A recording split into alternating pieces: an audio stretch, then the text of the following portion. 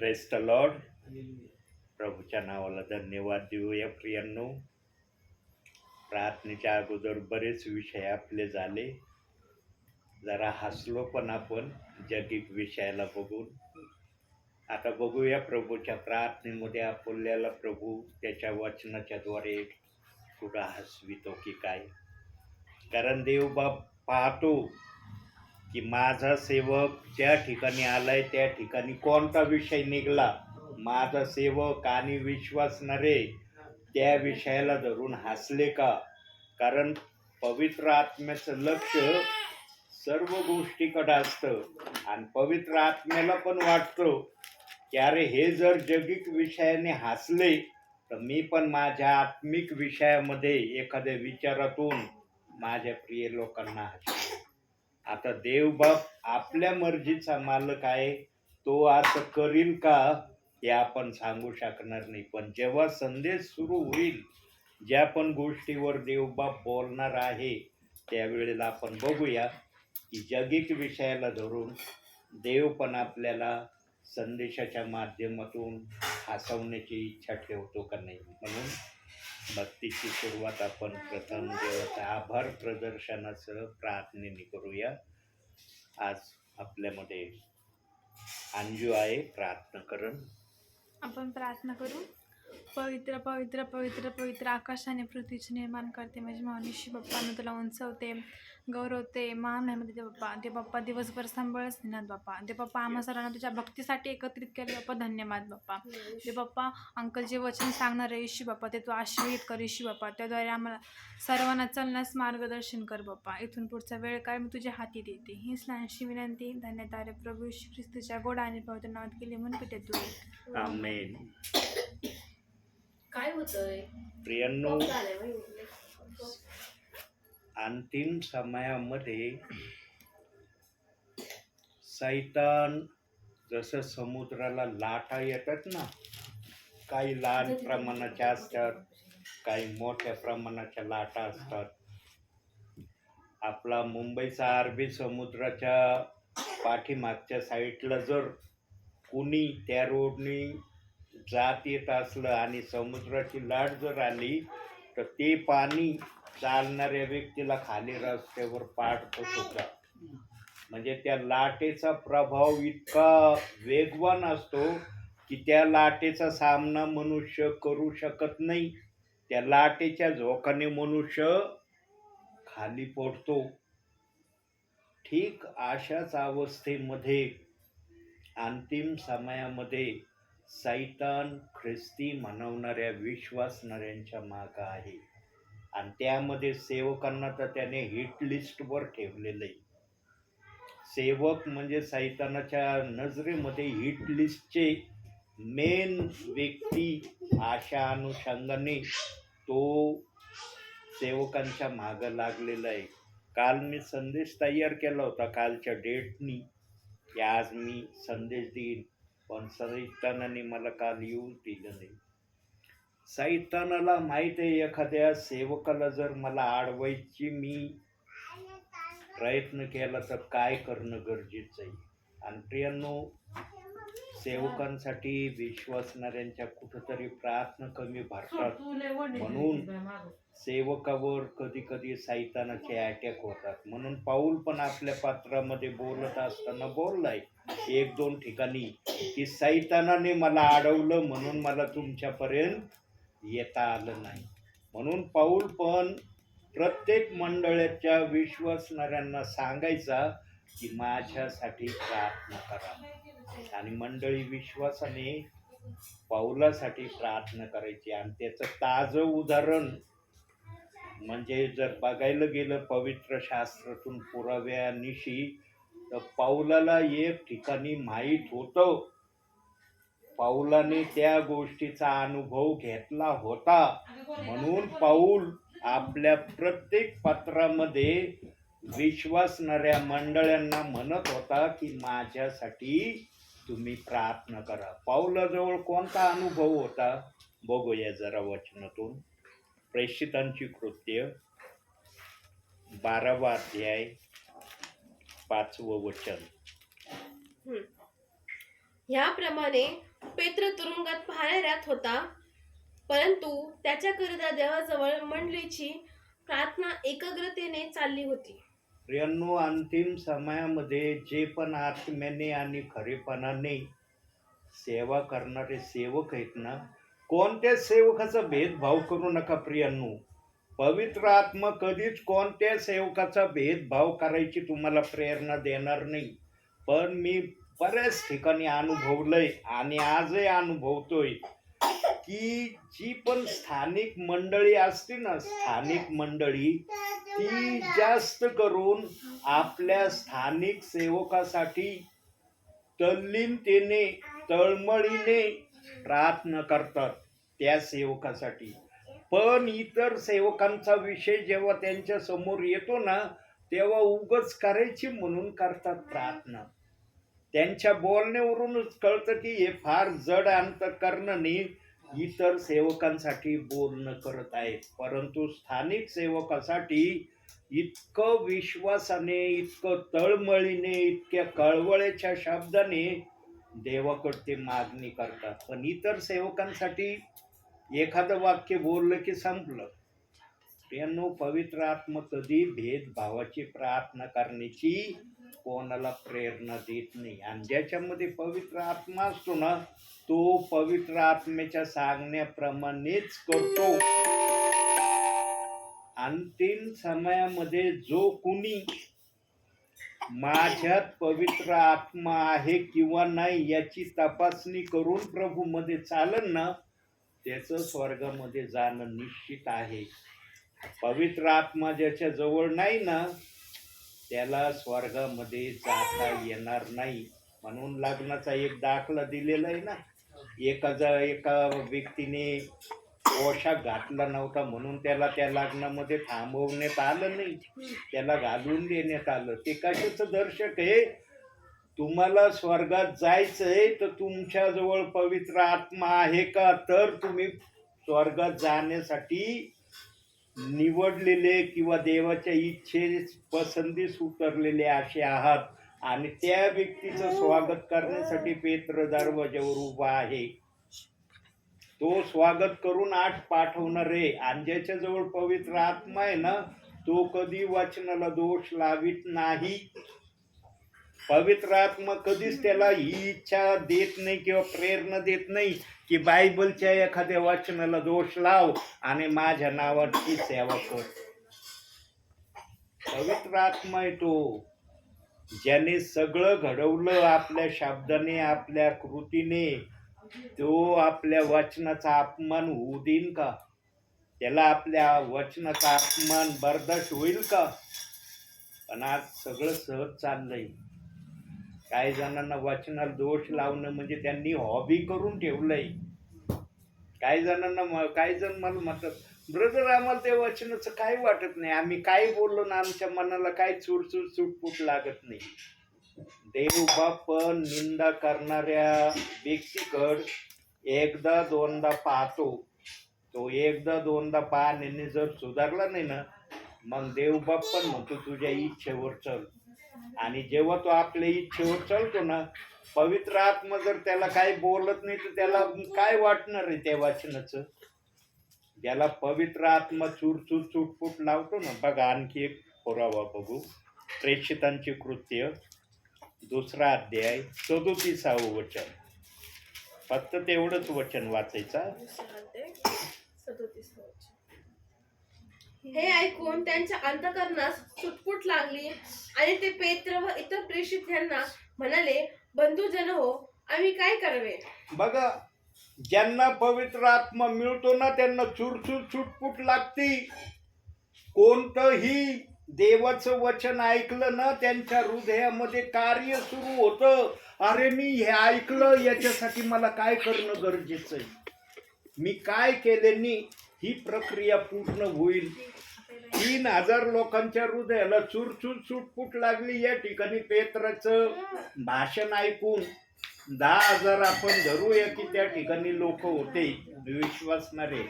Exactly माहित नाही आपल्याला किती होते, पण 10,000 आपण धरूया. कारण वचनच सांगितलंय की पेत्राने मोठ्या जनसमूहाला देवाचं वचन सांगितलं, तर त्यातले 3,000 लोकांच्या हृदयाला चूर चुटपुट लागली. बाकीच्यांच्या याला का लागली नाही? कारण बाकीचे या कानाने घेत होते, या कानाने सोडून देत होते. पण हे 3,000 जे होते ना, हे या कानाने घेत होते ना, डायरेक्ट ते हृदयात येत होतं, ते या कानाने जात नव्हतं बाहेर.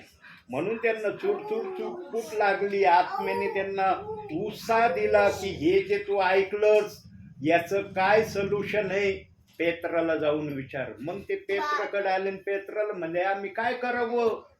तुझं भाषण ऐकून लय हृदयाला चुटपुट लागू राहिली.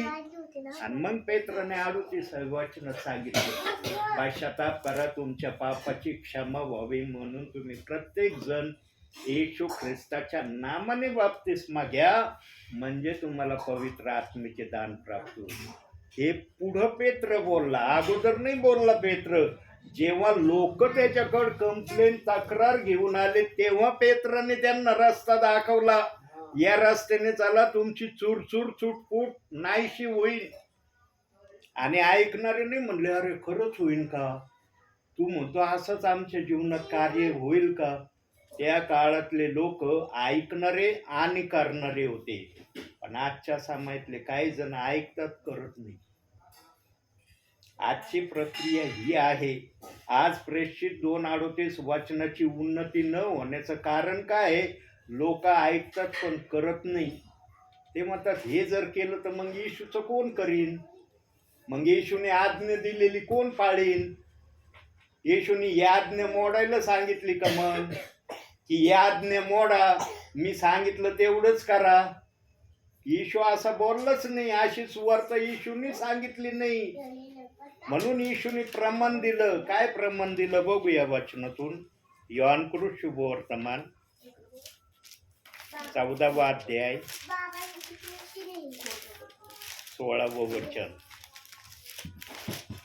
बघा येशूने काय प्रमाण दिलं.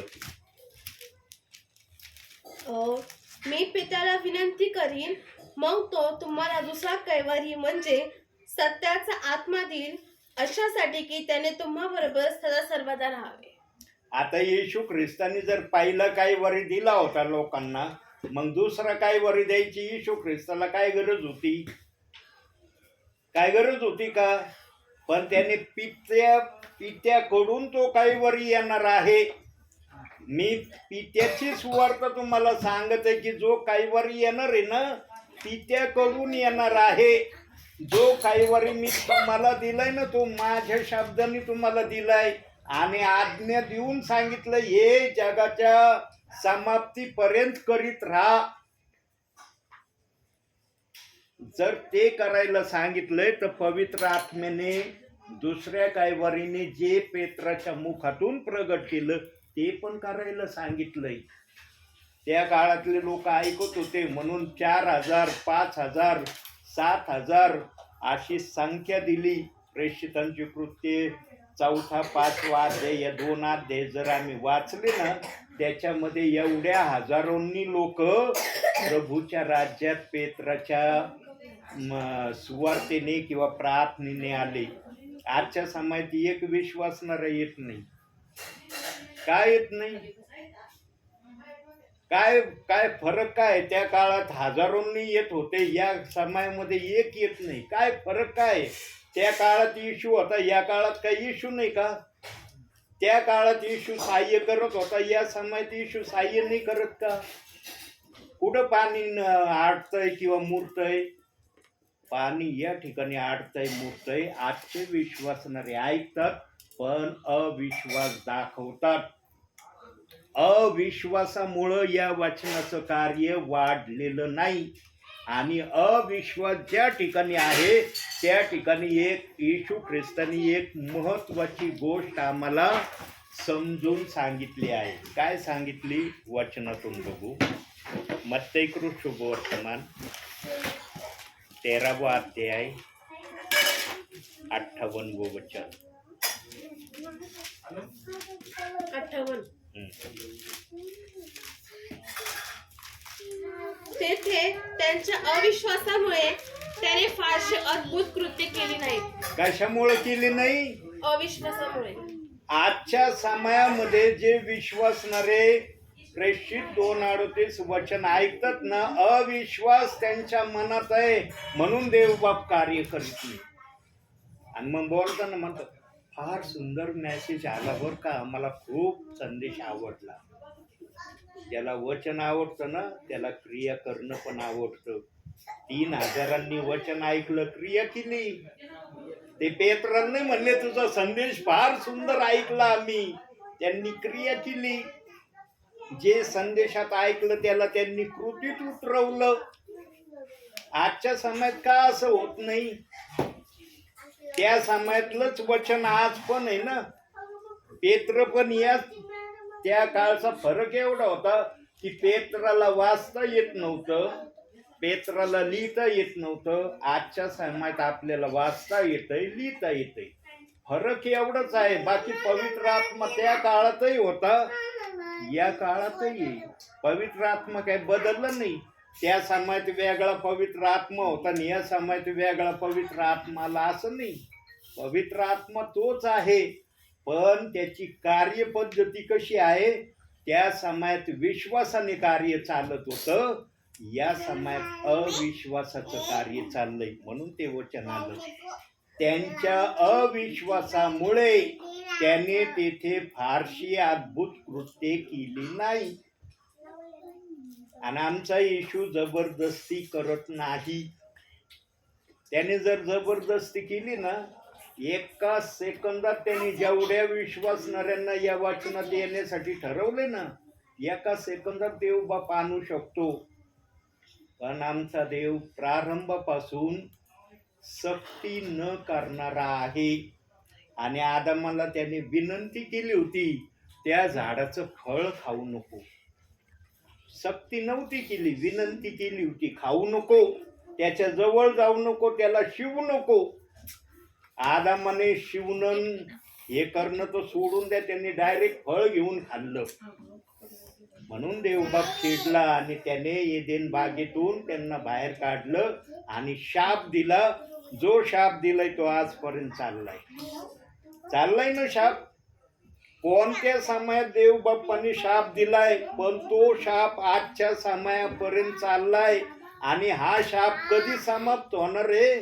जेव्हा आमचा प्रभूचं दुसरं आगमन होणार आहे आपल्या विश्वासणाऱ्यांना घेऊन जाण्यासाठी, त्यावेळेस हे शाप सगळे नष्ट होणार आहे, मरण नाहीसं होणार आहे.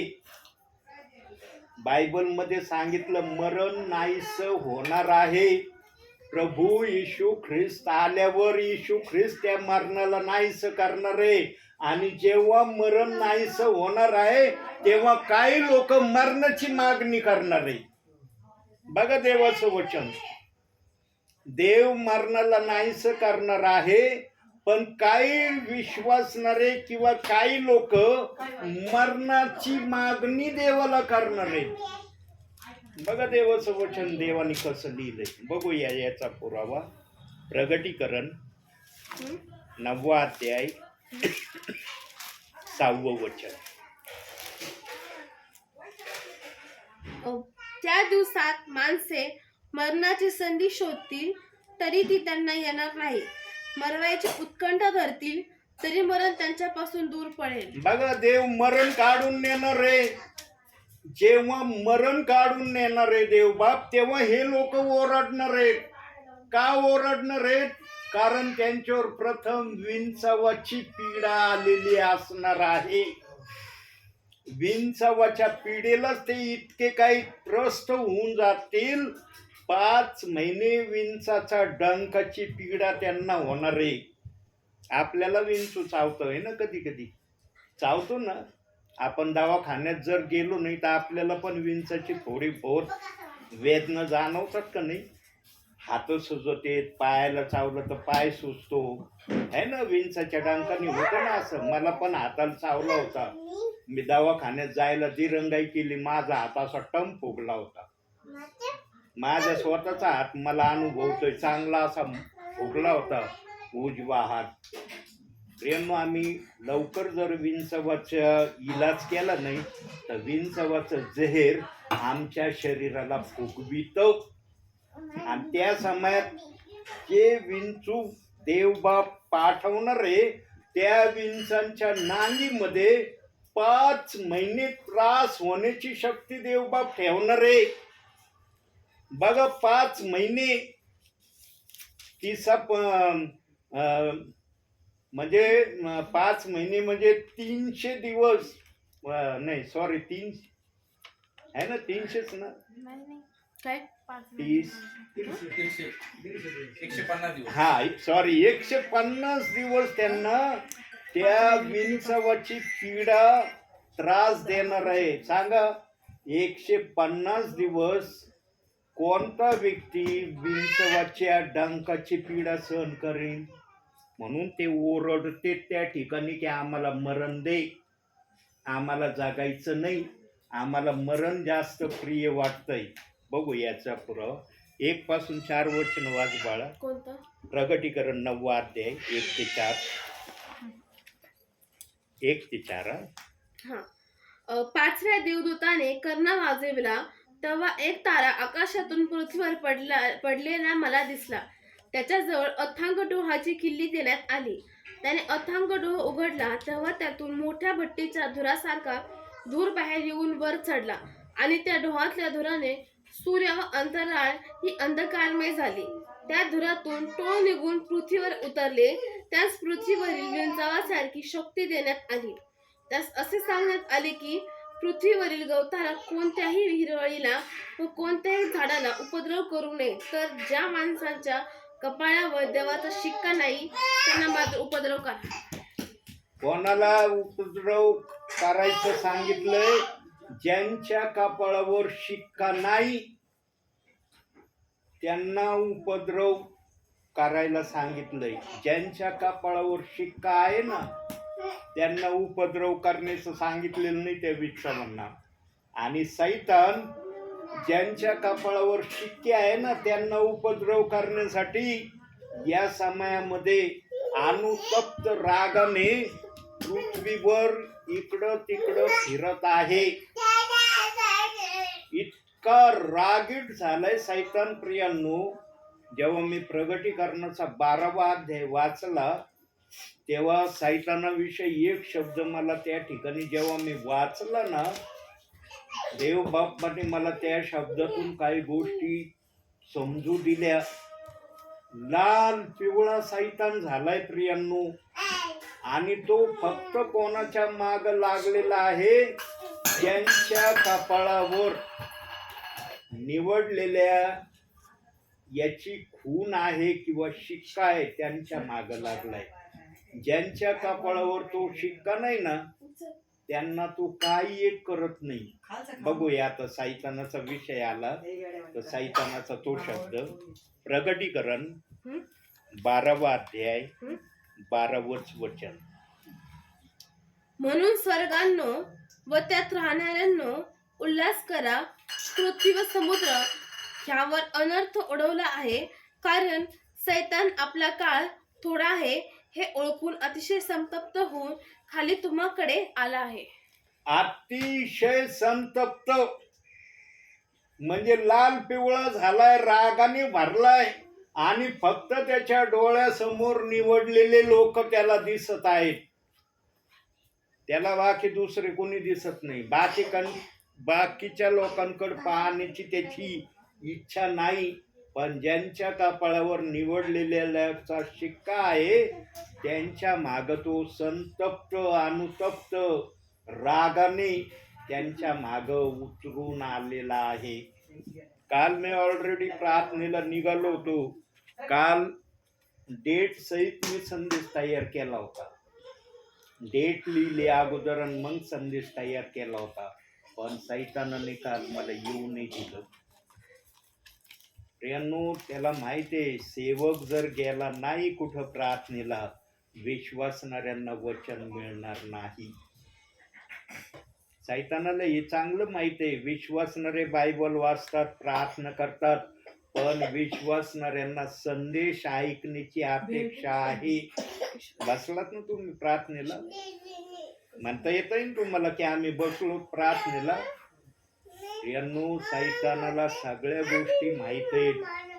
म्हणून त्याने टार्गेट हिट लिस्टवर सेवकांना ठेवलेला आहे आणि सेवकांचा बचाव व्हावा म्हणून तुमच्या प्रार्थना सेवकासाठी फार गरजेच्या आहेत. तुम्ही अनमोल रत्न आहात सेवकासाठी प्रियांनो, पण तुम्हाला हे समजत नाही. तुम्ही सेवकांसाठी जेवढं प्रयत्न करता ना तेवढं देवबाप तुमच्या शारीरिक जीवनात आत्मिक जीवनात तुम्हाला न मागता आशीर्वाद देईल. हे करून बघा तुम्ही. एक 15 दिवस सेवकाला आत्म्याच्या प्रेरणेने तुम्ही प्रार्थनेने उचलून धरा. 16व्या दिवसापासून देवबाप पण वेळ लावणार नाही. तुम्ही जर 15 दिवसाचे श्रम एखाद्या सेवकासाठी किंवा अनेक सेवकांसाठी श्रम घेतले ना प्रार्थनेचे, त्याचं उत्तर तुम्हाला 16व्या दिवसापासून देव देतो का नाही बघा तुम्ही. या समयामध्ये आर या पार या गोष्टी देवबाप करण्याच्या तयारीत आहे. जो श्रम घेईन कष्ट घेईन त्याला लगेच प्रतिफळ दिलं जाणार आहे. इथं तर मिळणारच, वरती तर मुकुट त्यांच्या नावावर आहे. वरती मुकुट वाट बघत आहे त्यांचा की कधी देवबाप स्वतः त्यांच्या डोक्यामध्ये तो मुकुट घालील. प्रियांनो, तुमच्या प्रार्थना हलक्या समजू नका. म्हणून आजच्या संदेशाचं सुरुवातीचं वचन काय आलंय? प्रेषितांची कृत्ये 12वा अध्याय 5वं वचन. मंडळीच्या प्रार्थनेने पेत्र तुरुंगातून बाहेर निघाला. 2 साखर दंडामध्ये पेत्र होता. इकडे हाताला एक सैनिक, इकडे हाताला एक सैनिक. पण सैनिकाला कळलं नाही की पेत्रच्या हातातली बेडी कधी खाली गळून पडली आणि सैनिका जवळून पेत्र गेला. पण सैनिकाला खबर नाही लागली की पेत्र गेला म्हणून. आणि पेत्र पण बावसाळला. तो म्हणला, अरे मी 2 सैनिकाच्या मध्ये आहे, मी कस काय जाऊ शकतो. जेव्हा बाहेर आला त्यांनी चिमटा घेतला असं स्वतःच्या हाताला, अरे मी खरंच बाहेर आलो का काय. कारण 2 साखर दंडामध्ये पेत्र होता. पेत्राला पण कधी शुभाशुभ त्याच्या डोक्यात आला नसेल की मी या ठिकाणातून बाहेर निघणार आहे. देव काहीही करू शकतो. मग तुम्ही जर एखाद्या सेवकासाठी तळमळीने कळवळ्याने जर प्रार्थना केली तर देव तुमच्या प्रार्थनेचं उत्तर देईन का नाही तुम्हाला? का देव म्हणन केली बरं झालं, तुला प्रार्थना करायची आज्ञा म्हणून तू केली, आज्ञा नसती तर तू कशाला केली असते प्रार्थना? देव असं कधीच करत नाही प्रियांनो. तुम्हाला जर आपल्या घरी सेवकाला नित्य नियमाने सेवेला पाहायचा असेल ना तर सेवकासाठी या समयात प्रार्थना करा. तुमच्या प्रार्थना थोड्या मायनस करा, सेवकासाठी जरा वेळ द्या. कारण सेवक हे तुमच्यासाठी संदेश वाहक आहात आणि तुम्ही सेवकासाठी अनमोल रत्न आहात. तुम्ही प्रभूला विनंती करता, प्रभू सैतानाला अडवतो आणि सेवकाचे मार्ग तुमच्या घरात यायला मोकळे करतो. प्रियांनो, एकात एक साखळी गुंपलेली आहे. जिथं ही साखळी तुटन तिथं काहीच होणार नाही. म्हणून समजून घ्या अंतिम समयाचं महत्व. अशा भयानक पिढा येणार आहेत प्रियांनो, अशा दस्तक देत आहेत त्या पिढा. फक्त प्रभूचं येण्याची ते पिढा वाट बघत आहेत. कधी प्रभू आपल्या लोकांना घेऊन जाईल त्यानंतर बघा जगामध्ये काय होतंय. आता तर फक्त चावल लागली, जरासा पाऊस नाही पडला तर हाहाकार झालाय. पाऊस का होईना, पाऊस का होईना. हे पिढा आल्यावर काय होईल? हे 9व्या अध्यायामध्ये जे ओरडतेत ना लोक, आम्हाला मरण दे, आम्हाला जगायचं नाही, त्यांना विंचवाची पीडा जाणू राहिली. किती पीडा त्यांच्या शरीराला किती त्रास देणारी होत आहे. साधे विंचू नाही, ते अतिशय त्रासाने भरलेले विंचू आहेत आणि त्यांच्या नांगीमध्ये 5 महिने मनुष्याला त्रास देण्याची शक्ती देवाने ठेवली. विचार करा, 5 महिने 100-150 दिवस कोण त्रास सहन करील? आम्ही अर्धा तास त्रास सहन करू शकत नाही कोणत्या गोष्टीचा. लागलं जर पायाला तर अर्धा तास आम्ही ते लागलेली जखम सहन करू शकत नाही. पाहिलं दवाखाना बघतो, मलमपट्टी, इंजेक्शन, गोळ्या घेतल्यावर मग आमचा त्रास कमी होतो. इथं तर दवाखाना वगैरे काही नाहीये. देवाचा क्रोध आहे, आणि जेव्हा त्यांना तो क्रोध जाणवण ना, त्यावेळेस वेळ निघून गेलेली असेल. देवाचा धावा करते, देव म्हणशील वेळ निघून गेली, आणि जेव्हा त्यांना कळलं ना वेळ निघून गेली, तेव्हा ते ओरडणार आहेत, आम्हाला मरण दे. हे लय अद्भुत गोष्ट आहे प्रियांनो. देवबाप जेव्हा फोडतो ना बदामासारखा एखाद्या शब्दाला, वचनाला, तेव्हा तो आपल्या पद्धतीने सांगतो. म्हणून प्रियांनो, अंतिम समयामध्ये जागृत राहा.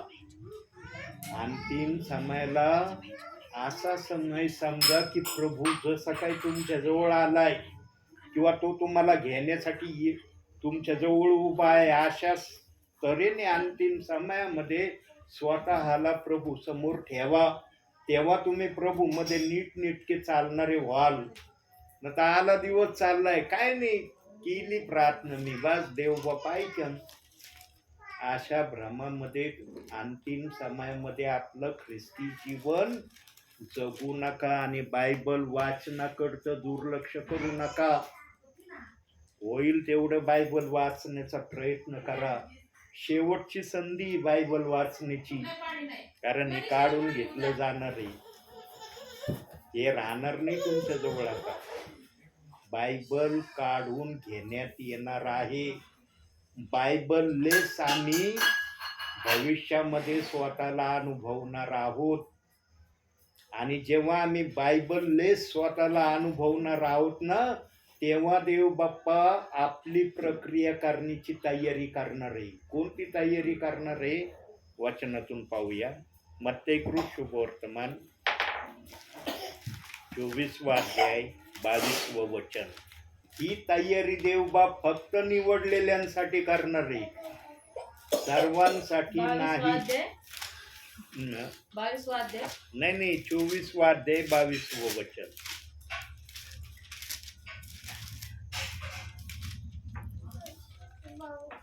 आणि ते दिवस कमी केले नसते तर कोणाही मनुष्याचा निभाव लागणार नसता, परंतु निवडलेल्यांसाठी ते कमी केले जातील. कोणासाठी कमी केले जातील? निवडलेल्या. हे तुमचे दिवस कमी करण्याची प्रक्रिया आहे. प्रार्थना म्हणजे ही जी प्रार्थना चलती ना तुमच्या इथं, तुमचे दिवस कठीण समयातले कमी करण्याची प्रक्रिया देवबाप सुरू करत आहे. प्रार्थना साधारण समजू नका. काही जणांनी प्रार्थनेला ना फार साधारण विषय बनवलाय. त्यांना काही महत्वच वाटत नाही प्रार्थनेचं. प्रार्थनेला बसण्याची देखील इच्छा होत नाही काही जणांना. मी सेवेमध्ये अनुभवतोय. त्यांनो, अंतिम समयामध्ये प्रार्थनेला आपला श्वास समजा. श्वास जसा हा श्वास आम्हाला जगण्यासाठी जरुरी आहे ना, तशी प्रार्थना आम्हाला स्वर्गामध्ये घेऊन जाण्यासाठी रेडी आहे. आम्ही फक्त तिला प्रतिसाद देण्यासाठी किती तत्पर राहतो याकडे लक्ष द्या. उगाच बसायचं म्हणून बसायचं, ऐकायचं म्हणून ऐकू नका. देव अतिशय कळवळ्याच्या वाणीने बोलत आहे. देव असंच बोलत नाही. जो संदेश आणला त्या संदेशाने सुरुवात नाही केली देवबाप्पांनी. देवबाप म्हणला तू संदेश तयार केलास, पण मी माझ्या पद्धतीने संदेशाची सुरुवात करीन. सेवकाने संदेश केला म्हणजे प्रभूला त्याचप्रमाणे बोलावं लागल असं देव करत नाही कधी. त्याची मर्जी असली तर करतो, पण मी नाही म्हणत.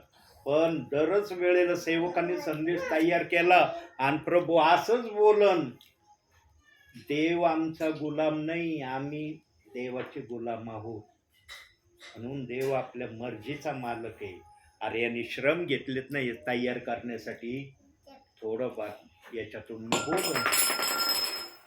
आमच्या श्रमाकडे देवबाप लक्ष देतो, म्हणून काही ठिकाणी देवबाप मान्य करतो यांनी फार कष्ट घेतले ते वचन आत्मसात करण्यासाठी, धुण्यासाठी, जुळवणूक करण्यासाठी.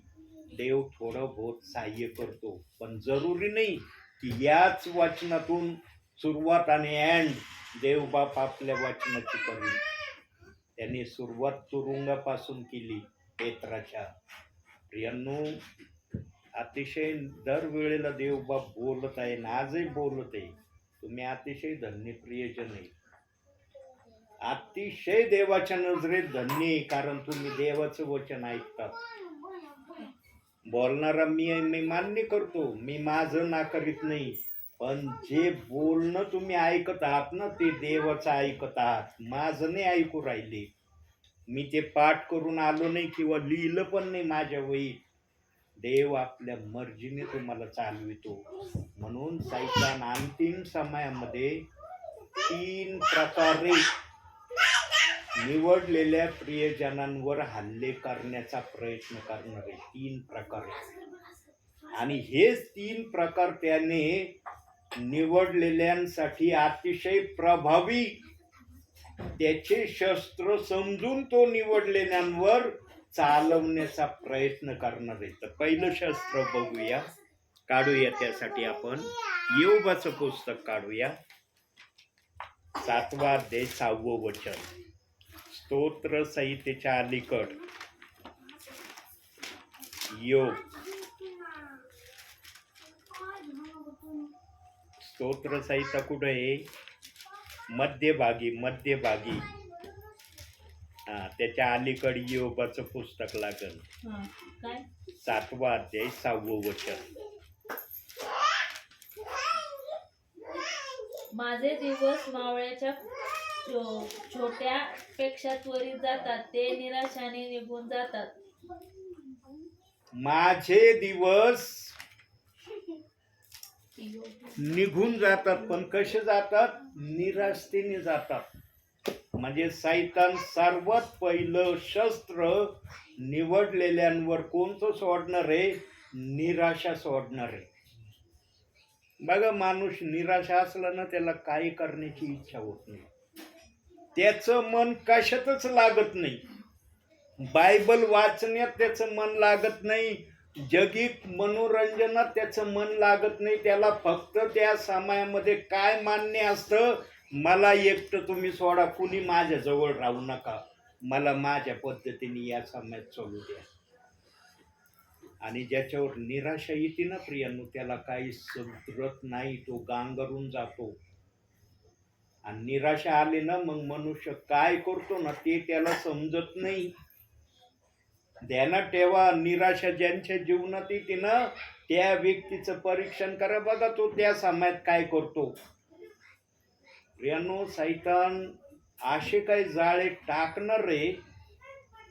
जाळे टाकण्याचं कारण एकच सैतानाचं, की आम्ही कसं पण करून प्रभूच्या मार्गापासून स्वतःला हटवावं, प्रभूच्या कार्यापासून आम्ही थोडंसं अलिप्त राहावं, यासाठी तो निराशेचा हत्यार आमच्यावर चालवणार आहे.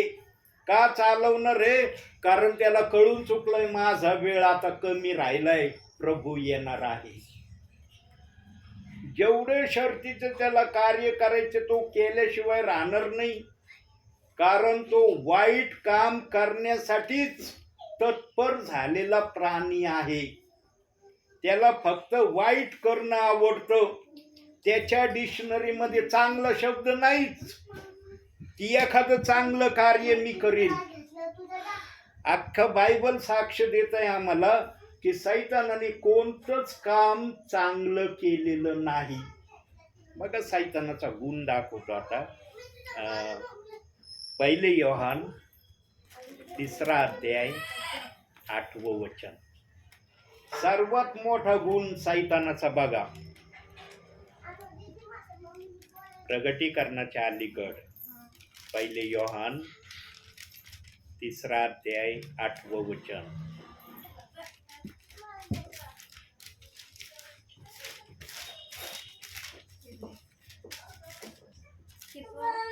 तिसरा अध्याय 8वं वचन.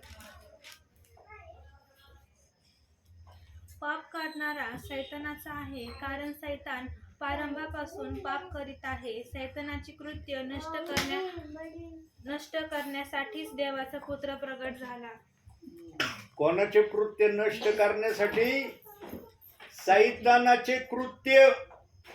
कारण देवाला माहित होतं की माझ्या निवडलेल्या प्रियजनांवर हा असे जाळे टाकणार आहे आणि जाळ त्याच्यावर टाकणार आहे जो जागृत नाही. म्हणून वचन आम्हाला शुभ वर्तमानामध्ये सांगतं, जागृत राहा, जागृत व्हा. आम्ही किती जागृत आहेत आज? काही जणांना जागृत म्हणजे काय तेच माहिती नाही की जागृत म्हणजे काय. जागृत या शब्दाचा अर्थ बदामासारखा जर फोडला ना, तर जागृत हा शब्द असा आम्हाला शिकवतो, आम्ही पहिलं बायबल वाचणारे असलं पाहिजे, दुसरं प्रार्थना करणारं असलं पाहिजे आणि तिसरं देवाच्या आज्ञा पालन करणारं असलं पाहिजे. याला जागृत व्हा, जागृत राहा हा शब्द देव बाप्पाने वचनात ठेवलाय. सैतानाचे निराशाचे जाळे जर तुम्हाला सहन करायचे नसतील ना, तर या 3 प्रक्रिया तुमच्या जीवनात राहू द्या. आणि जर देवाचं वचन ऐकण्याची इच्छा तुमच्यामध्ये असेल तर सेवकासाठी प्रार्थना करा. मग कुठलाही सेवक असू द्या, सेवकामध्ये भेदभाव करू नका. काही जण आपल्या स्थानिक सेवकाच्या संदेशासाठी याच्यासाठी फार तळमळतेने प्रार्थना करतात, पण इतर सेवकांचं म्हणलं ना, करायचे म्हणून करतात प्रार्थना. असं करू नका प्रियांनो.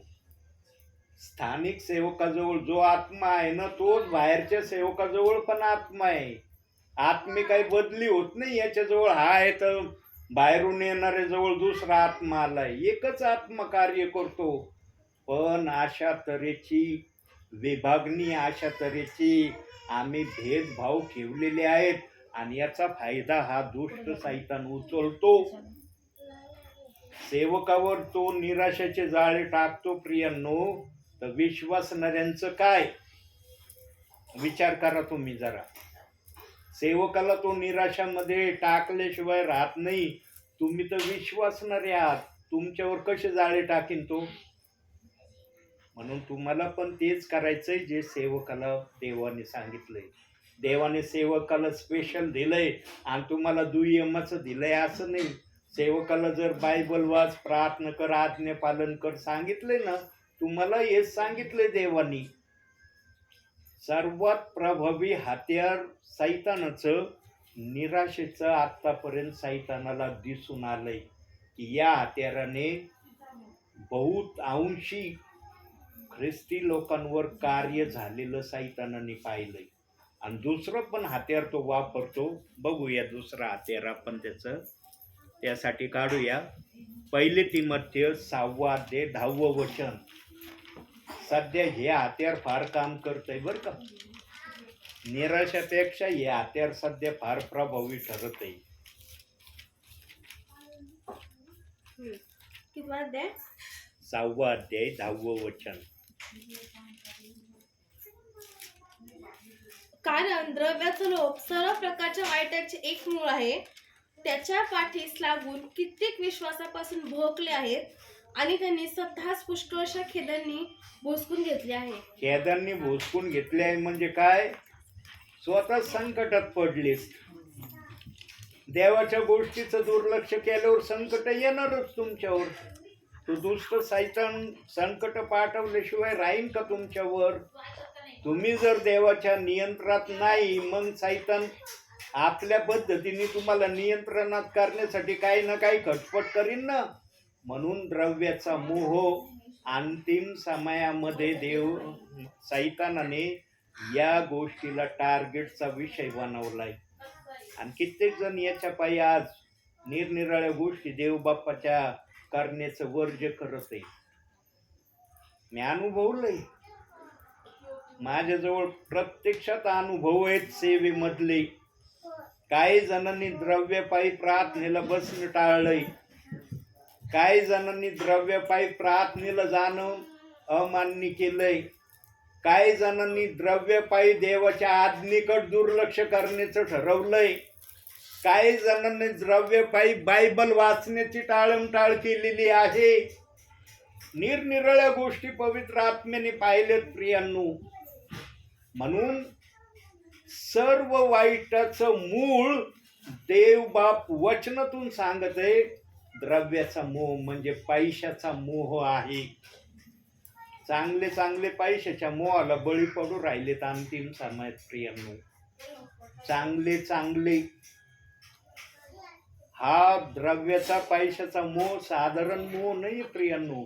जो त्याच्या आरी गेला ना तो फसला. जो पैशाच्या नादी लागला तो संपला. त्याचं आणि देवाचं संपर्क तुटला समजायचा.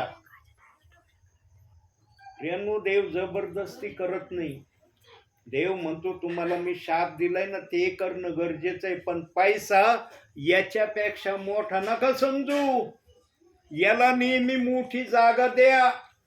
हे प्रथम स्थानावर ठेवा, नंतर दुय्यम स्थानावर दुसऱ्या गोष्टी ठेवा. काही जण पैशाला पहिल्या स्थानावर घेतात, याला दुसऱ्या स्थानावर आणतात. प्रियांनो, देवाचं वचन अविजित वचन आहे. न संपणारं वचन आहे. नष्ट न होणारं वचन आहे. मनुष्याला जीवन देणारं वचन आहे. याच्याकडे दुर्लक्ष केलं जातंय. बायबलचं एक वचन जर वाचलं ना प्रियांनो, तुम्ही एक वचन, बायबलचं एक वचन, तुम्ही देवाच्या नियंत्रणामध्ये आहात. देव म्हणतो माझ्या नियंत्रणात येत, कारण वचन वाचतात. एक वचन वाचल्याने तुम्ही देवाच्या नियंत्रणात. देवबाप म्हणतो एक अध्याय जर वाचलं तर विचार करा. एक वचनाने देवबाप म्हणतो माझ्या नियंत्रणात हा माझा विश्वासणारा आहे. एक अध्याय जर वाचला एखाद्या विश्वासणाऱ्याने, सेवकाने, विचार करा तो किती प्रभूच्या सानिध्यात राहील. आणि जो कोणी 7 अध्याय वाचीन त्याचा विचार करा. मग जो 10 अध्याय वाचीन दिवसभरात त्याचा विचार करा. म्हणून देवाने 30 पट, 60 पट, 100 पट ह्या लिबेली ठेवलेत ना. याचं कारण हे आहे, जो जसं बायबल आत्मसात करील तसा तो टप्प्याटप्प्याने वर जाईल. आहे का असं कोणता विश्वासणारा जगामध्ये असा की तो बायबलचं एक वचन वाचित नाही? विचार करा. देवबाप इथं आलाय आज, है ना, या घरात आहे ना, त्याच्या समक्षतेमध्ये चाललंय नाहीये. जर देव इथं आलेला आहे तर देव तुम्हाला आज म्हणत आहे, तुम्ही इथं प्रार्थनेला बसण्यापूर्वी दिवसभरात एक वचन वाचलंय का? मला नाही माहिती तुम्ही वाचलं किंवा नाही, पण देवाने पाहिलंय. तुम्ही जर दिवसभरात एक वचन जरी वाचलेले असेल ना, तुम्ही समजून घ्यायचं आज दिवसभरात मी देवाच्या संपर्कात आहे किंवा देव माझ्या संपर्कात आहे.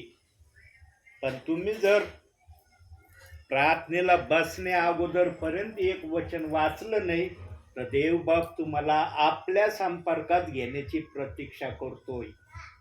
माझ्या संपर्कात वचनामुळं तू येऊ शकतो. आणि माझ्या संपर्कात आला ना, मग मी तुझ्यासाठी काय करणार रे? वचनातून बघूया. नीतिसूत्रे 16वा अध्याय 20वे वचन. हे देवबाप करणार आहे तुमच्यासाठी. 20.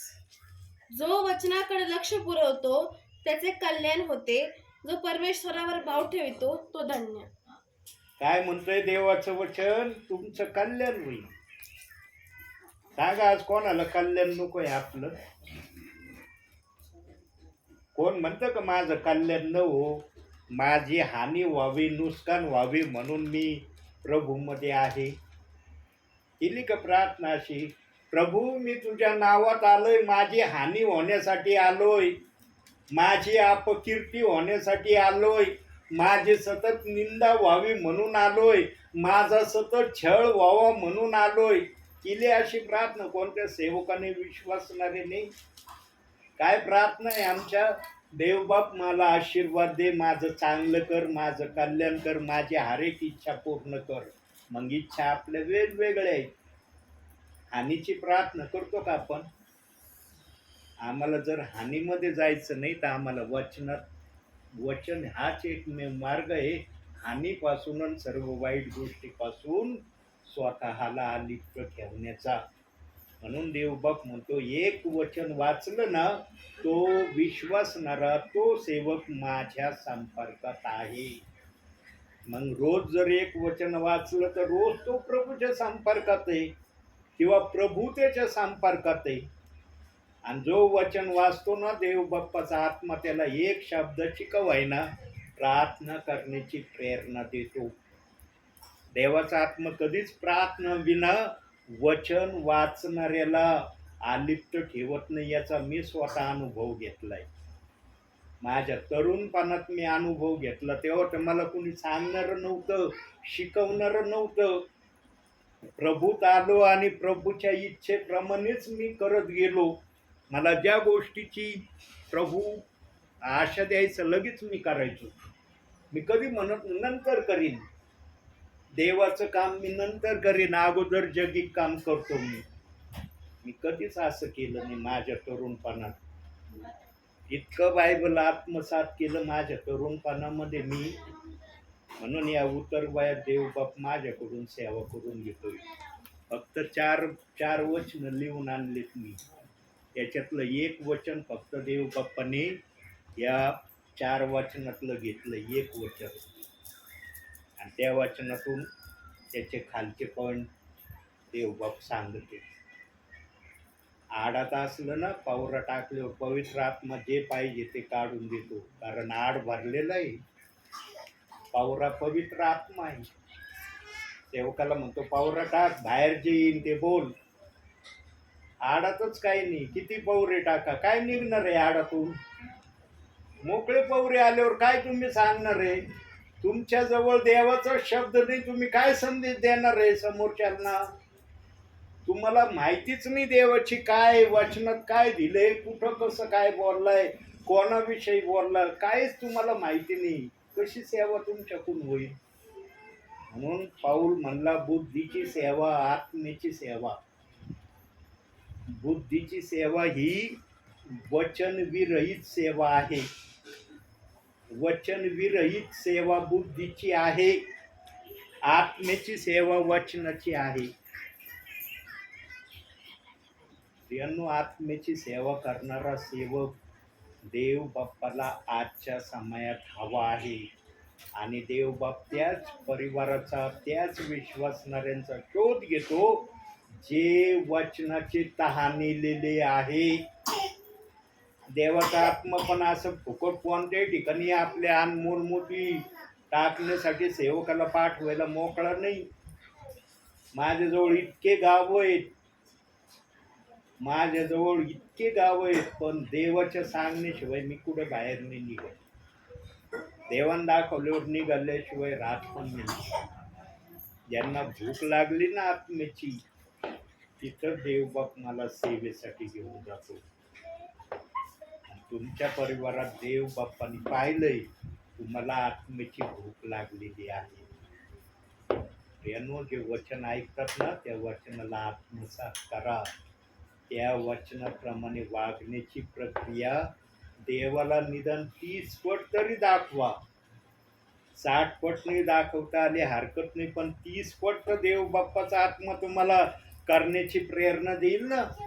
जर देवाचा आत्मा तुम्हाला 30 पट करण्याची प्रेरणा देत नाही, मग तुमच्याजवळ आत्मा काय काम करतोय? तुमच्याजवळ आत्मा येतोय कशासाठी येतोय? मग ज्याच्याकडे आत्मा येतो ना, त्याला कमीत कमी 30 पट दिल्याशिवाय आत्मा राहत नाही. पण आत्मा पाहतो यांना घेण्याची इच्छा आहे का, आणि ज्याला घेण्याची इच्छा असते ना, तो करणारा बनतो. जसे 3000 लोक पेत्राचं ऐकून करणारे बनले ना, तसं बनतात. भेदभाव सोडून द्या. मला हे वचन आवडत नाही, मला हे वचन पटत नाही, हे वचन माझ्यासाठी नाही, मग कुणासाठी आहे? तुझ्यासाठी नाही मग कुणासाठी ते वचन बायबलमध्ये स्वर्गदूतासाठी लिहिलंय का? सेवक स्वर्गदूतांना सुवार्थ सांगतोय का? दिसतोय का तुम्हाला स्वर्गदूत इथं बसलेला? मी बोलतोय आणि स्वर्गदूत ऐकतोय संदेश. दिसतोय का स्वर्गदूत? मग जर बायबलमध्ये ते वचन लिहिलंय, कुणासाठी लिहिलंय? जागेवर येणं महत्वाचं आहे. म्हणून मी नेहमी सांगतो, ज्या ठिकाणी तुम्ही आहात तिथंच राहा. सेवकाला कधी धोका देऊ नका. सेवकाला धोका देणं म्हणजे प्रभूला धोका देणं. लक्षात ठेवा. एक देव फक्त तुम्हाला एवढं कन्व्हिन्स किंवा विनंती करायला येतोय, बायबलच्या कोणत्या वाचनाचे दोषी राहू नका.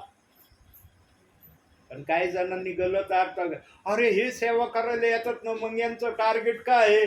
आम्ही इथून निघावं इकडे जावं. देव असं रद बदली नाही करायला लावत. रद बदली करायला नाही लावत देवबाप.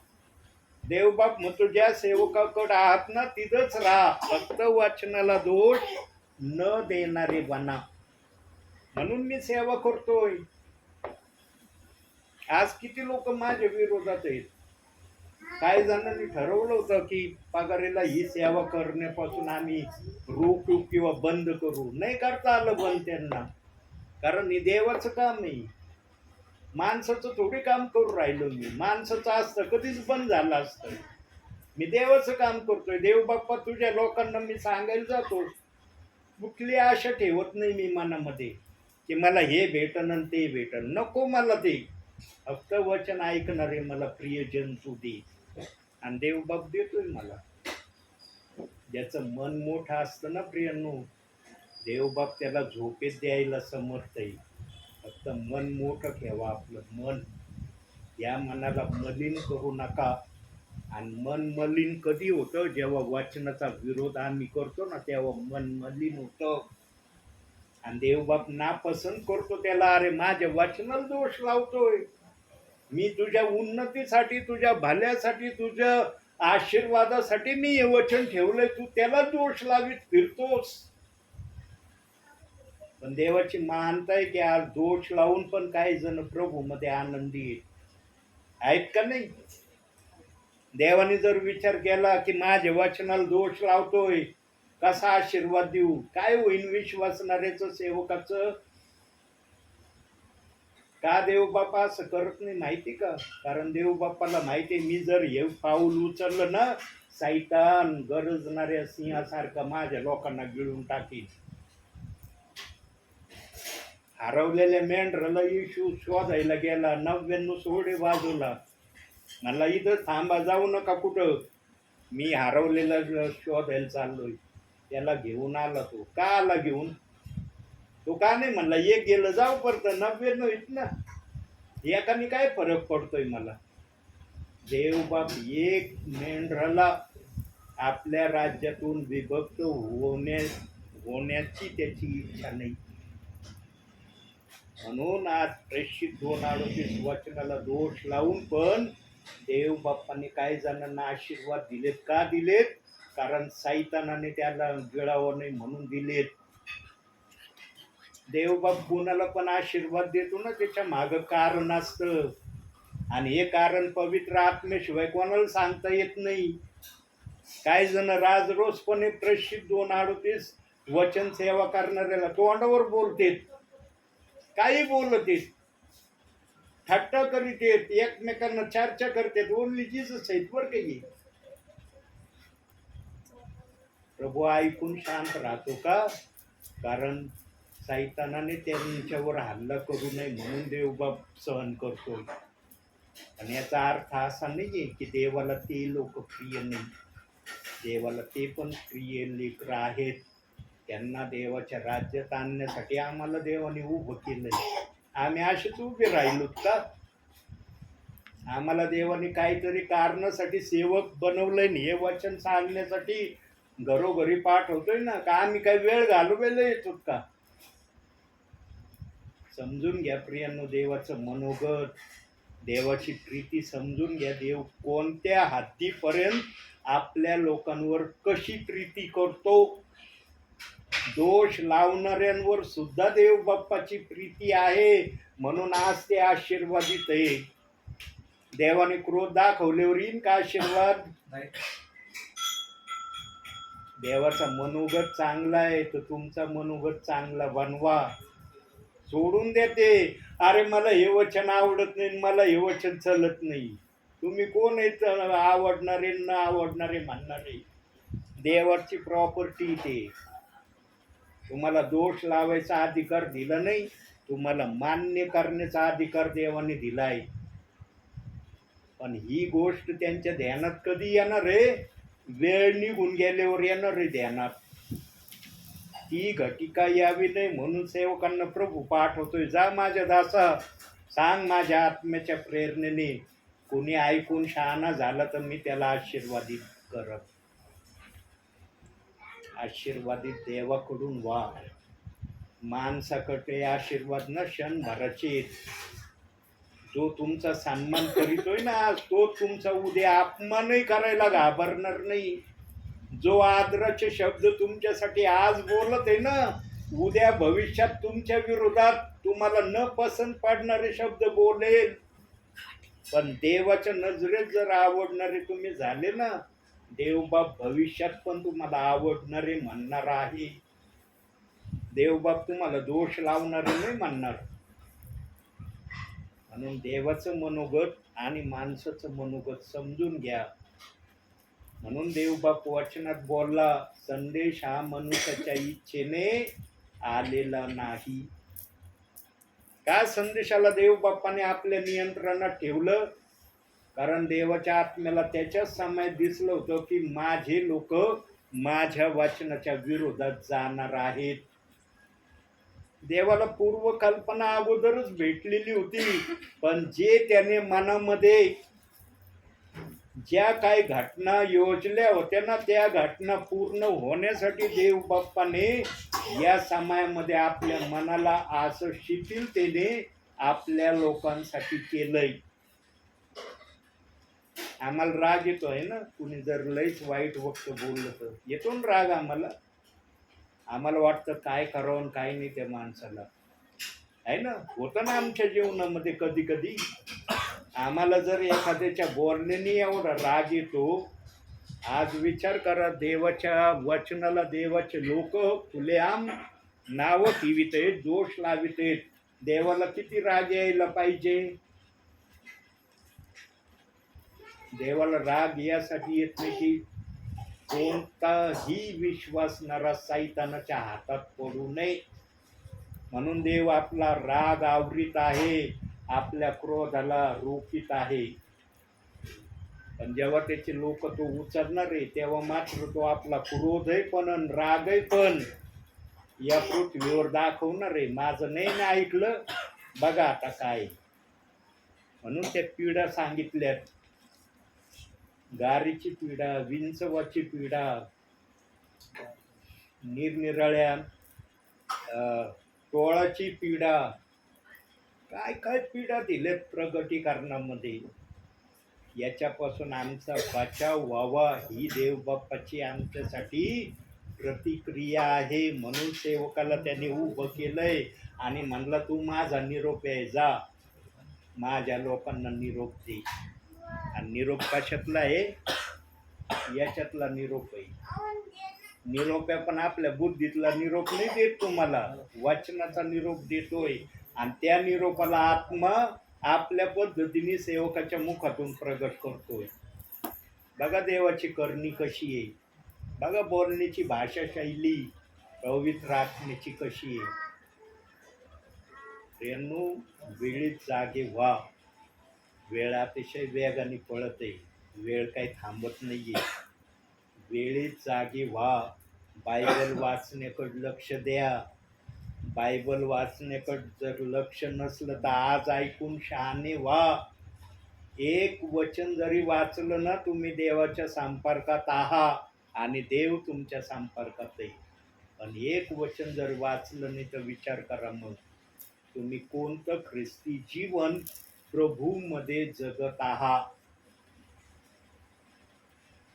लेबल लावलेलं ख्रिस्ती जीवन जगू नका. कृतिशील ख्रिस्ती जीवन जगण्याचा प्रयत्न करा. आणि कृतिशील जर बनायचं असलं तर वचन वाचणं अनिवार्य आहे. जसं काम न केलं तर समजतं ना प्रत्येकाला, काम नाही केल्यावर काय पुढचं चित्र सांगावं लागत नाही. मी काम नाही केलं तर पुढं काय होणार आहे. लगेच भीती वाटते, अरे बापरे मी काम नाही केलं काय होईल. तसं वचन जर वाचलं नाही तुम्ही तर आत्मिक जीवनात तुमच्या काय होईल याचा विचार करता का नाही. माझं आत्मिक जीवन कसं राहील जर मी वचन वाचलं नाही तर, याचं पण भय आपल्या जीवनात ठेवा. काही जणांच्या मनातून ना वचन वाचण्याचं भयच निघून गेलंय. म्हणून काही जण मला म्हणतो मी बायबलला स्पर्शच करत नाही. मला अतिशय सुंदर काम करता तुम्ही, बायबलला स्पर्श नाही करत. सर्वात बेस्ट काम तुमच्याकडून होतंय.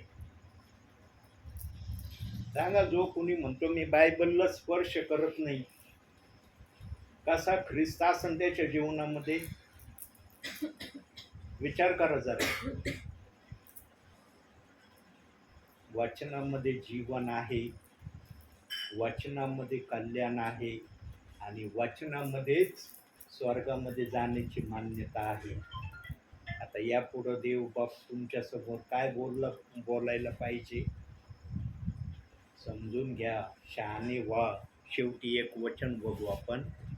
आणखी एक विचार देव बाप सांगू इच्छितोय. नीतिसूत्रे काढूया. शेवटचं वचन, 6वा अध्याय 18वं वचन.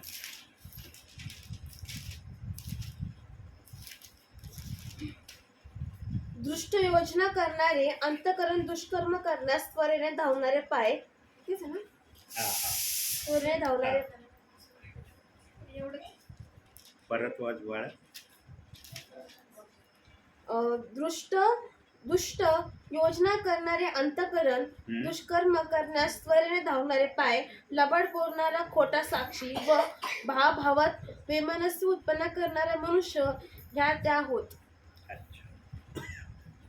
अंतःकरणाविषयी देव बाप्पाचं वचन त्या ठिकाणी सांगतंय की अंतःकरणात तुम्ही काय साठवलंय किंवा अंतःकरणात तुमच्या काय आहे. जर दुष्ट योजना, दुष्ट विचार, दुष्ट गोष्टींना घेऊन जर तुम्ही चाललेले असाल तर देवाचं वचन अशा गोष्टींमध्ये कधीच राहू शकत नाही. एका मेहनत एकच तलवार राहते ना, दोन राहतात का. ज्यांच्या अंतःकरणात दुष्ट योजना आहे, दुष्ट विचार आहे, दुष्ट कपट आहे, तिथं देवाचं वचन काम करीन का. म्हणून वचनात सांगितलंय, कोण आपले अंतःकरण शुद्ध करील. अंतःकरणात वचन जर बसवायचं असेल किंवा ठेवायचं असेल तर आमचं अंतःकरण प्रथम आम्हाला नीटनेटकं शुद्ध करणं गरजेचं आहे. तेव्हा वचन तुमच्या हृदयात कार्य करायला सुरुवात करेल. ज्याच्या हृदयात दुष्टता भरलेली तिथं वचन काय काम करणार आहे. त्यांना वचन वाचायचं तो सोडा, पण बायबलला हात लावायची इच्छा होणार नाही. ते दुष्ट अंतःकरण म्हणून बायबलला स्पर्श करू नको. कशाला करतो. जगातलं बघ, या गोष्टींमध्ये विलीन होय, या गोष्टी प्राप्त करण्यासाठी होईल तेवढे शर्तीचे प्रयत्न कर.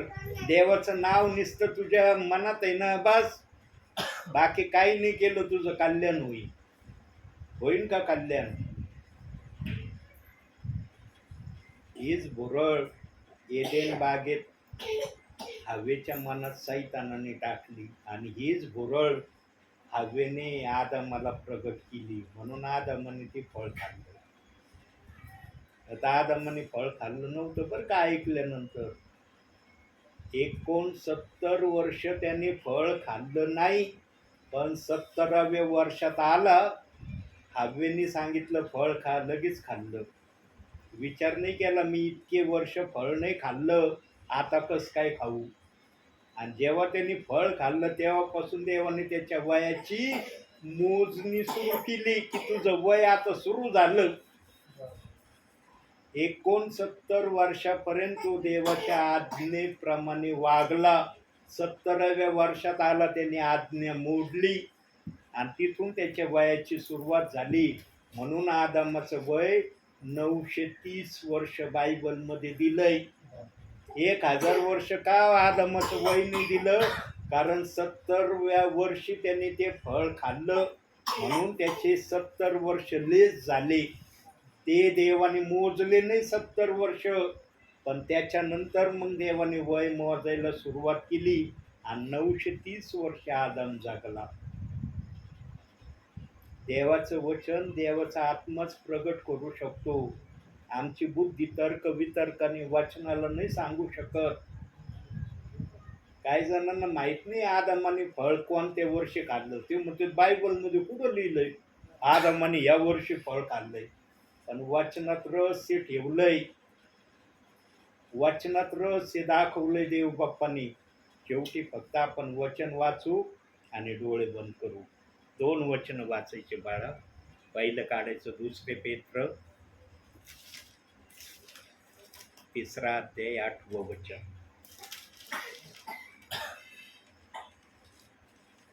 फक्त वाचणार आपण आणि प्रार्थनेत जाणार. 2 पेत्र 3 अध्याय 8 वचन. तरी प्रियजन हो, ही गोष्ट तुम्ही विसरू नका की प्रभूला एक दिवस 1000 वर्षासारखा आहे आणि 1000 वर्ष एका दिवसासारखे आहे. आता आणखी एक वचन काढायचं. उत्पत्ती 5 अध्याय 5 वचन.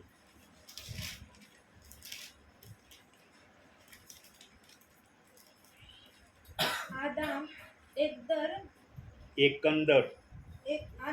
एकंदर 930 वर्ष जगला, मग तो मरण पावला. 1000 वर्ष 930. बघा 70 वर्ष मायनस झाले. का मायनस झाले? कारण त्याने 70व्या वर्षी फळ खाल्लंय. कधी देवाने मला या विचारात आणलं तर पुढून हे रहस्य तुम्हाला सांगत. डोळे बंद करा.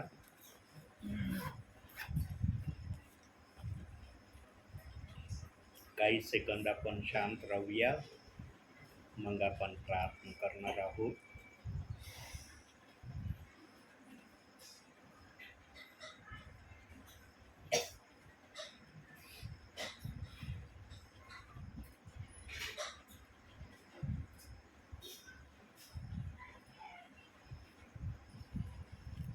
किरण ब्रदर आहेत का? नाहीत का? मोहनात आहेत का? किरण ब्रदर आपल्यासाठी शेवटची प्रार्थना करतील. प्रार्थना करूया. पवित्र पवित्र अतिपवित्र सर्वश्रेष्ठ परमेश्वर, तुझ्या नावाला धन्यवाद देतो. आजच्या ह्या भेटीबद्दल तुझे आभार आणि उपकार मानतो. देवा, आम्हा प्रत्येकाची काळजी घेतलीस प्रभू, दिवसभर सांभाळच परमेश्वरा, त्याबद्दल तुझ्या नावाला मी धन्यवाद देतो प्रभू. दयाघना आजच्या या सुंदरशा वचनाद्वारे परमेश्वरा आम्हा प्रत्येकाची भेट घेतलीस. एक सुंदरसं वचन प्रकटीकरणातून आम्हाला तू शिकवलंस प्रभू. खरोखर परमेश्वरा, या काळामध्ये या वेळेला प्रभू सैतान एका खवळलेल्या सिंहाप्रमाणे आहे प्रभू. तो कोणाला गिळावं पाहत आहे परमेश्वरा, पण देवा तुझी कृपा तुझी दया आम्हा प्रत्येकावर आहे. म्हणून आजचा दिवस, आजची रात्र आम्ही पाहू शकलो प्रभू. देवा, ही तुझी कृपा आणि तुझी दया आहे महान देवा. खरोखर प्रभू, ही सर्व शक्य आहे तुझ्या वचनाप्रमाणे प्रभू. देवा, तुझं वचन आमच्यापर्यंत पोहोचवण्यासाठी प्रभू तुझे सेवक तू पुरत आहेस. तुझे सेवकांचे परमेश्वरा पूर्तता तू आम्हापर्यंत तू करत आहेस. खरोखर या सर्व दयेबद्दल, या सर्व गौरवबद्दल प्रभू तुझे आभार आणि उपकार मानतो देवा. खरोखर तू महान आहेस, कृपाळू आहेस प्रभू. आजचा संदेश आमच्या कानी तू पाडलास. धन्यवाद येशू. खरोखर तुझ्या नावाला मी धन्यवाद देतो. विशेष प्रार्थना करतो महान देवा, आज तुझ्या ह्या दयेबद्दल प्रभू की आम्हा प्रत्येकाची काळजी घेत आहेस. खरोखर महान प्रभू, या दिवसांमध्ये प्रभू तू आमची भेट घेत आहेस तुझ्या वचनाद्वारे. खरोखर प्रभू तुझ्या ह्या सर्व दयेबद्दल मी आभार मानतो. विशेष प्रार्थना करतो तुझ्या सेवकासाठी. इतरत्र सेवा करत असताना प्रभू वादळाचं पावसाचं वातावरण आहे, या सर्व गोष्टींमध्ये प्रभू तू त्यांची काळजी घेत आहेत. त्यांचं प्रत्येक ठिकाणचं जाणं येणं, सर्व भक्ती आराधना तू आशीर्वादित करत आहेस प्रभू. या सर्व दयेबद्दल मी तुझे आभार मानतो आणि विशेष प्रार्थना करतो प्रभू ते आणि त्यांचं कुटुंब या प्रत्येकाला तुझ्या आशीर्वादाने भर. देवा, वृद्ध आई आहे त्यांची काळजी तू घेत आहेस प्रभू. त्याबद्दल तुझे आभार आणि तुझे उपकार मानतो परमेश्वरा. आम्ही प्रत्येक जण प्रभू तुझ्या वचनामध्ये प्रभू आम्ही मनन करत असताना आम्हा प्रत्येकाची तू काळजी घेतली. योग्य ते वचन आमच्या कानी तू पाडलंस देवा. यानुसार चालण्यासाठी आम्हा प्रत्येकाला तू सहाय्याने मदत कर. कारण प्रभू आम्ही नम्र आहोत परमेश्वरा, कारण आम्ही प्रत्येक जण अज्ञान आहोत. या सर्व गोष्टीबद्दल मी तुला क्षमा मागतो. कारण परमेश्वरा तुझं वचन सांगते की जो कोणी ज्ञानाने येऊ नये त्याने मजकडी यावे. आज ह्याच क्षणाला प्रभू आम्ही प्रत्येक जण तुला नम्र होत असताना आम्हा प्रत्येकाची काळजी घे. आम्हा प्रत्येकाला तुझं वचन शिकू अशी तुला विशेष प्रार्थना करतो महान देवा. सर्व अडखळून दूर करून परमेश्वरा आज तुला विशेष प्रार्थना करतो. पुन्हा एक वार या शाब्बातामध्ये घेऊन आलास प्रभू. शाब्बाताचा प्रारंभ झाला असताना परमेश्वरा उद्याची होणारी भक्ती आराधना तू आशीर्वादाची कर अशी तुला विशेष प्रार्थना करतो महान प्रभू. दयागाना आम्हा प्रत्येकाची प्रार्थना ऐकलीस, धन्यवाद देतो प्रभू. उर्वरित सर्व वेळ समय प्रभू मी तुझ्या रक्षणे हाती सोपून ही लहान नम्र प्रार्थना आमचा धन्य तारक प्रभू येशू ख्रिस्ताच्या द्वारे मागतो म्हणून त्यातो एक आमेन. हे आमच्या स्वर्गातील बापा, तुझे नाव पवित्र मानले जाऊ. तुझे राज्य जसे स्वर्गात तसेच पृथ्वीवरही तुझ्या इच्छेप्रमाणे हो. आमची रोजची भाकर आज आम्हास दे आणि जसे आम्ही आमच्या ऋणास सोडले आहे तसेच तू आमचे ऋण आम्हास सोड आणि आम्हास परीक्षेत आणू नकोस तर आम्हास वाईटापासून सोड. कारण की राज्य, सामर्थ्य आणि गौरव ही सर्व काळात तुझीच आहे. आमेन. प्रभू येशू रक्त की जय. प्रभु यीशु रक्ताची जय. प्रभु यीशु रक्ताची जय. आमेन. धन्य येशू नाम, धन्य येशू नाम, धन्य येशू नाम सर्व काळ. धन्य येशू नाम, धन्य येशू नाम, धन्य येशू नाम सर्व काळ.